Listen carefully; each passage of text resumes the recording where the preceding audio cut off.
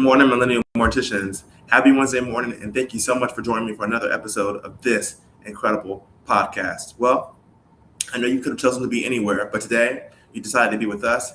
For that, I'm forever grateful. First and foremost, I want to thank the sponsors of today's video, Viveo Memorial Live Streaming. If you and your families need live streaming that is simplified and redefined, check them out at viveo.org. Again, check them out at viveo.org. Let's jump right. It's going to change your life, change your perspective, and change your view on how and why we love the way we do. The title of today's episode is The Greatest Act of Love.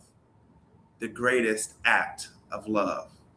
Get your notepads out. Be ready to learn and listen and dive into today's episode. I think it's going to change your life, change your perspective, and show you what the greatest act of love really is. What is the greatest act of love you can give your family? It may not be a gift, an inheritance, or even the words, "I love you." It may simply be taking the time to make your final wishes known.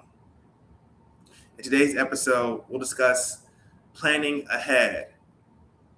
It's one of the most important things you can do in showing someone that you love them.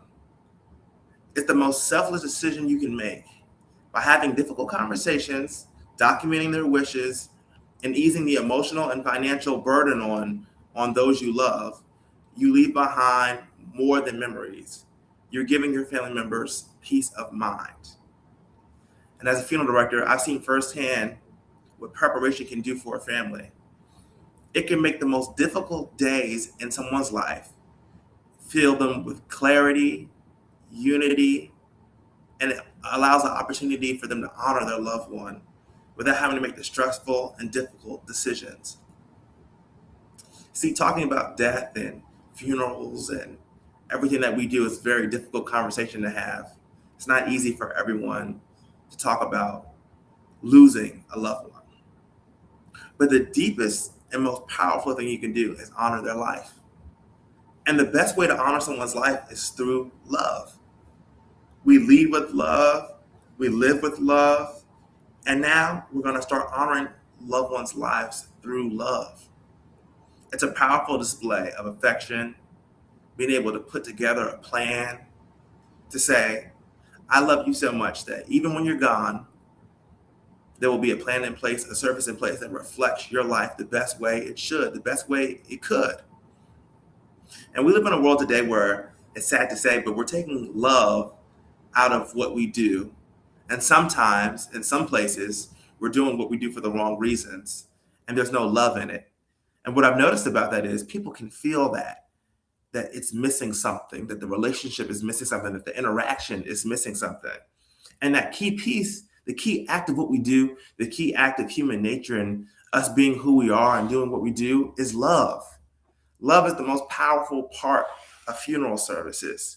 Love is a family entrusting in you, giving you a chance to serve them, allowing you to work with their loved ones, work with the deceased.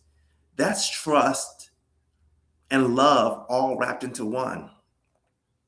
And what I've realized is we have a lot of people who can sometimes misconstrue what it really means to be in the funeral industry, or are in it for the wrong reasons or the wrong purposes, or for show or just for financial gain. That's not who we are. That's not what this is. This is a field for people who love people, who have a genuine connection, who genuinely want to make a difference, who genuinely want to make an impact on somebody's life and change their day and change how they see the world and how they think about the world. There's a lot of things going on outside of our world that don't display love, sometimes display more hate than what we can see as love. And that's where the funeral home comes in. Our love has to be consistent. It has to be consistent with every family we meet, dedicated, tested, and tried. Now, when you see funeral homes have been open 300, 400 so years, you have to ask what started it all. And 9 times out of 10, it was the love of the community. Communities receive love so well, and they give it back in an even more powerful way.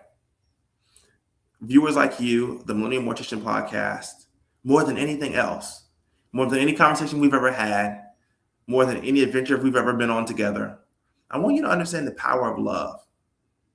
And I'm talking about the true power in its true essence, what it was really designed to do. It was really designed to bring people together and help people heal.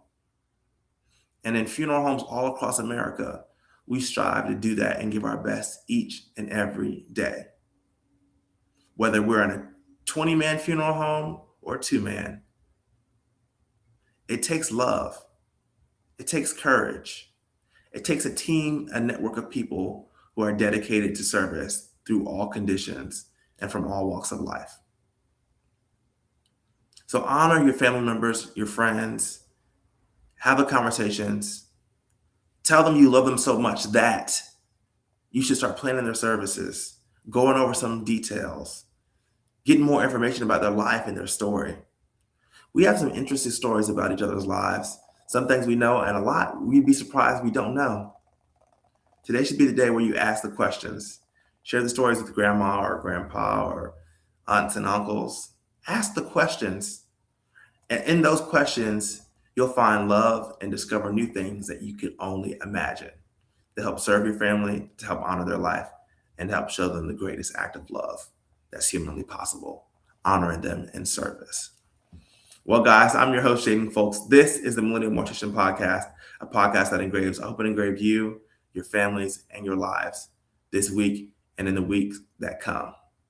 I love you guys. Stay blessed, stay encouraged, and continue to show the greatest act of mankind as a whole, love. Catch you guys on the next one.